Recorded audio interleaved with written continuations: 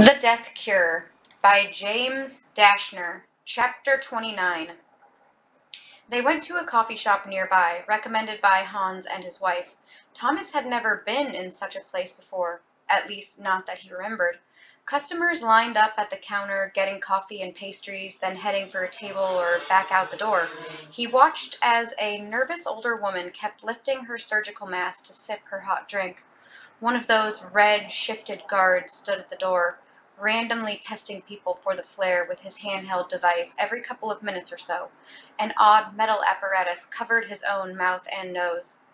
Thomas sat with Minot and Brenda at a table in the back corner while Jorge went to get food and drinks. Thomas's eyes kept coming back to the man, maybe 35 or 40 years old, who sat at a nearby bench in front of a large window onto the street. He hadn't touched his coffee since Thomas and his friends had arrived, and steam no longer rose from the cup.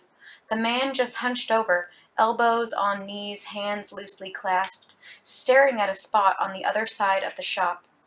There was something disturbing about the look on his face. Blank. His eyes were almost floating in their sockets, and yet there was a hint of pleasure there.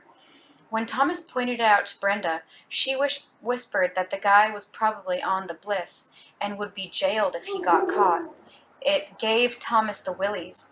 He hoped the man would leave soon. Jorge returned with sandwiches and steaming cups of coffee, and the four of them ate and drank in silence. Thomas knew they all realized the urgency of their situation, but he was grateful to rest and get some strength back. They finished up and were getting ready to leave, but Brenda remained in her seat. "Would you guys mind waiting outside for a few minutes?" she asked. Her look made it obvious that she meant Jorge and Minot. "Excuse me?" Minot responded, his tone exasperated. "More secrets?" "No, nothing like that, I promise. I just need a moment. I want to tell Thomas something." Thomas was surprised but curious. He sat back down. "Just go," he said, addressing Minot. "You know I won't keep anything from you, and she knows it too." His friend grumbled, but finally went with Jorge, and the two of them stood out on the sidewalk near the closest window. Minot flashed Thomas a goofy grin and waved, his sarcasm making it obvious he wasn't exactly happy. Thomas waved back, then focused on Brenda. "So, what's this all about?" he asked. "I know we need to hurry, so I'll be quick. We haven't had time to be alone, and I just want to make sure you know that what happened in the Scorch wasn't an act. I was there on a job.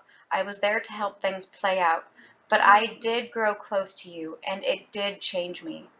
And there are a few things I think you deserve to know about me, about Chancellor Paige, about—" Thomas held up his hand to cut her off. "Please, just stop." She pulled back, a look of surprise on her face. "What? Why?" "I don't want to know anything. Not one more thing. All I care about is what we're going to do from here out. Not stuff about my past or yours or Wicked's. Nothing. And we need to move. But—" "No, Brenda, I mean it. We're here and we have a goal, and that's all we need to focus on. No more talking." She held his gaze without saying anything, then looked down at her hands resting on the table. "Then all I'll say is I know you're doing the right thing, going in the right direction, and I'll keep helping as best I can." Thomas hoped he hadn't hurt her feelings, but he meant what he'd said. It was time to let go, even though she was obviously itching to tell him something. As he searched for a response, his eyes wandered back to the old man on the bench.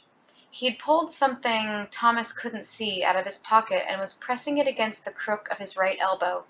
He closed his eyes in a long blink, looking a little dazed when they opened again.